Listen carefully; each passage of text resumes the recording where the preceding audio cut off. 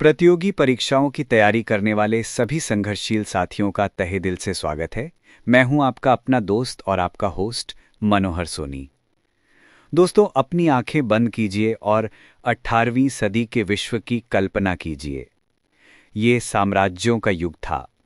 London से British साम्राज्य सूरज की तरह चमक रहा था, जिस पर कभी सूर्यास्त नहीं होता था। स्पेन और फ्रांस के राजा अपनी प्रजा को अपनी निजी संपत्ति समझते थे। भारत में मुगल साम्राज्य अपनी आखिरी सांसें गिन रहा था।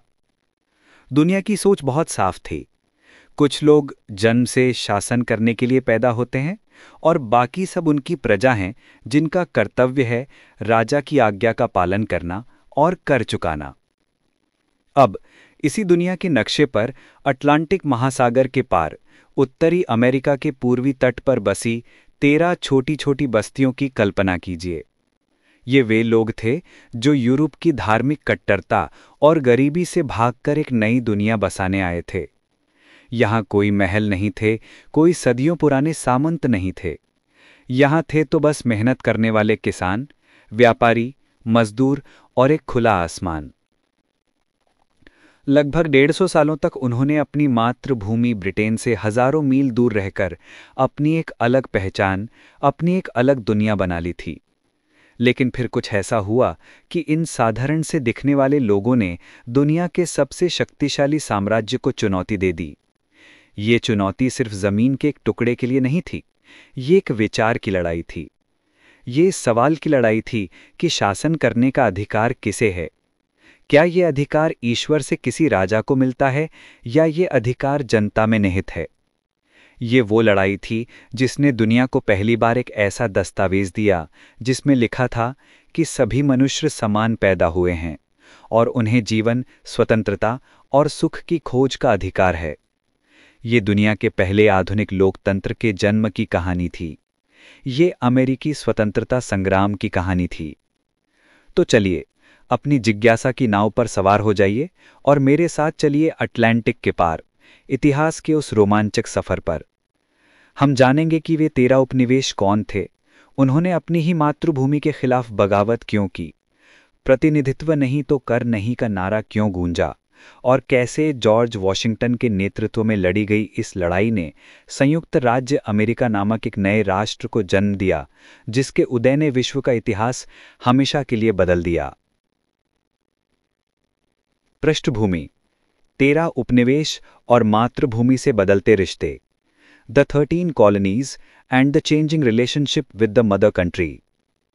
दोस्तों, अमेरिकी क्रांति को समझने के लिए हमें सबसे पहले ये जानना होगा कि ये अमेरिकी उपनिवेशवासी कौन थे और ब्रिटेन के साथ उनके रिश्ते कैसे थे।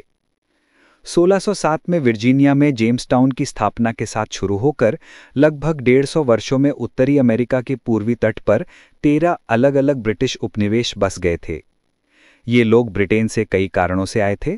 कुछ धार्मिक आज़ादी के लिए, जैसे न्यू इंग्लैंड के प्यूरिटन, कुछ जमीन और आर्थिक अवसरों की तलाश में।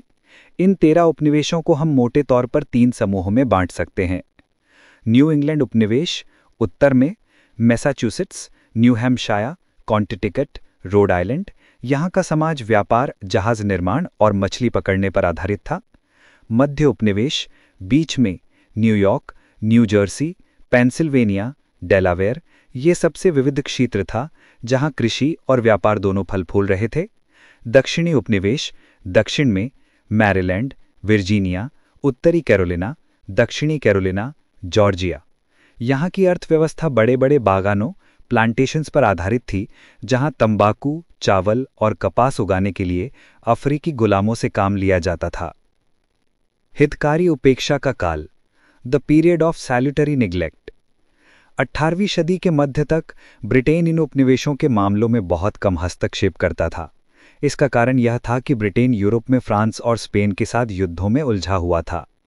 इस नीति को हितकारी उपेक्षा यानी सैल्यूटरी निग्लेक्ट कहा जाता है। इसका नतीजा ये हुआ कि उपनिवेशों ने अपनी खुद की शासन व्यवस्था विकसित कर ली।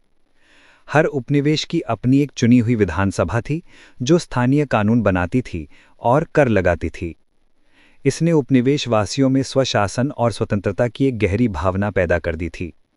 वे खुद को ब्रिटिश प्रजा तो मानते थे, लेकिन वे अपने मामलों में लंदन में बैठी संसद का हस्तक्षेप पसंद नहीं करते थे। वाणिज्यवाद की प्रणाली, द सिस्टम ऑफ मर्केंटाइलिज्म। हालांकि राजनीतिक रूप से उपनिवेशों को छूट थी, लेकिन आर्थिक रूप से वे वाणिज्यवाद यानी मर्केंटाइलिज्म की नीति के तहत ब्रिटेन से बंधे हुए थे। इस नीति का सिद्धांत था कि उपनिवेशों का अस्तित्व केवल मातृभूमि यानी ब्रिटेन को समृद्ध बनाने के लिए है। इसके लिए ब्रिटेन ने नौसंचालन कानून जैसे कानून बनाए थे, जिनके अनुसार उपनिवेशों का सारा व्यापार केवल ब्रिटिश जहाजों में ही हो सकता था। कुछ विशेष वस्तुएं जैसे तंबाकू, चीनी केवल इंग्लैंड को ही निर्यात की जा सकती थीं। उपनिवेशों को अपना ज्यादातर तैयार माल ब्रिटेन से ही खरीदना पड़ता था।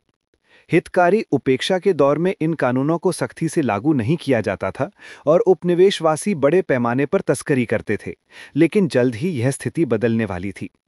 क्रांति का मार्ग, टकराव की ओर बढ़ते कदम, the road to revolution, steps towards conflict. दोस्तों, 1763 तक सब कुछ ठीक ठाक चल रहा था, लेकिन फिर एक घटना ने सब कुछ बदल दिया। ये घटना थी सप्तवर्षीय युद्ध, 7 Years War, 1756 से 1763। एक सप्तवर्षीय युद्ध का प्रभाव, एक निर्णायक मोड़। यह युद्ध ब्रिटेन और फ्रांस के बीच दुनिया भर में लड़ा गया था। अमेरिका में इसे फ्रेंच और इंडियन वॉर कहा जाता है। इस युद्ध में ब्रिटेन की जीत हुई और उत्तरी अमेरिका से फ्रांस का लगभग सफाया हो गया। लेकिन इस जीत के दो बड़े और अनप्रत्याशित परिणाम हुए। ब्रिटेन पर भारी कर्ज, युद्ध बहुत महंगा साबित हुआ और ब्रिटेन पर भारी कर्ज चढ़ गया। ब्रिटिश सरकार का मानना था कि यह युद्ध उपनिवेशों की रक्षा के लिए लड़ा गया था, इसलिए इस कर्ज का एक हिस्सा उपनिवेशवासियों को उठाना चाहिए। फ्रांसीसी खतरे का अंत। जब तक फ्रांस का खतरा था, उपनिवेशवासियों को अपनी सुरक्षा के लिए ब्रिटिश सेना की जरूरत थी। अब फ्रांस के हट जाने के बाद उन्हें ब्रिटिश सेना की उतनी जरूरत महसूस नहीं होती थी। इन्हीं दो कारणों से ब्रिटेन ने अपनी हितकारी उपेक्षा की नीति को त्याग दिया और उपनिवेशों पर अपना नियंत्रण कसना शुरू कर दिया। यहीं से टकराव का दौर शुरू हुआ। 2. आर्थिक कारण, प्रतिनिधित्व नहीं तो कर नहीं।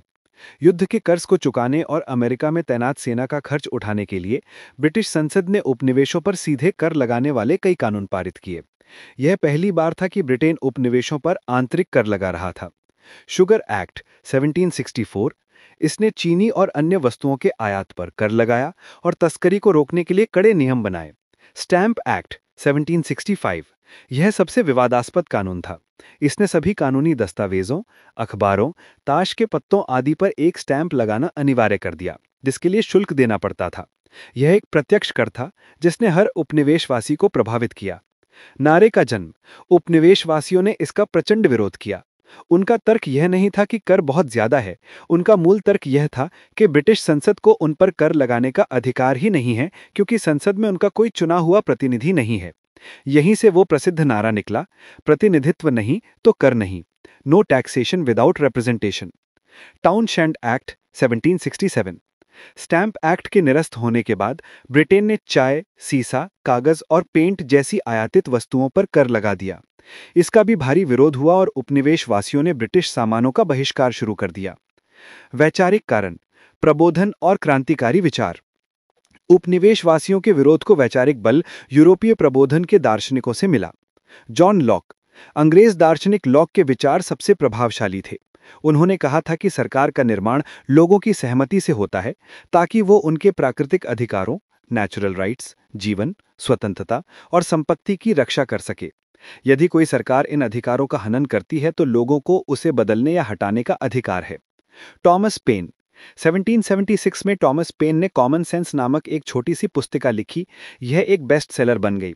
इसने बहुत ही सरल और जोशीली भाषा में तर्क दिया कि ब्रिटेन से संबंध बनाए रखना मूर्खता है और उपनिवेशों को पूर्ण स्वतंत्रता की घोषणा कर देनी चाहिए। इसने आम लोगों को मानसिक रूप से क्रांति के लिए तैयार कर दिया। 4. प्रमुख घटनाएं जिन्होंने आग में घी का काम किया। बोस्टन हत्याकांड, बोस्टन मैसेकर 1770। बोस्टन में तैनात ब्रिटिश सैनिकों और नागरिकों की भीड़ के बीच झड़प हो गई, जिसमें सैनिकों की गोलीबारी से 5 नागरिक मारे गए। सैमुअल एडम्स जैसे नेताओं ने इसे हत्याकांड कहकर प्रचारित किया, जिससे ब्रिटेन के खिलाफ गुस्सा और भड़क गया। Boston T party, Boston T party 1773। Britain ने टी एक्ट पारित किया, जिसका उद्देश्य ब्रिटिश ईस्ट इंडिया कंपनी को फायदा पहुंचाना था।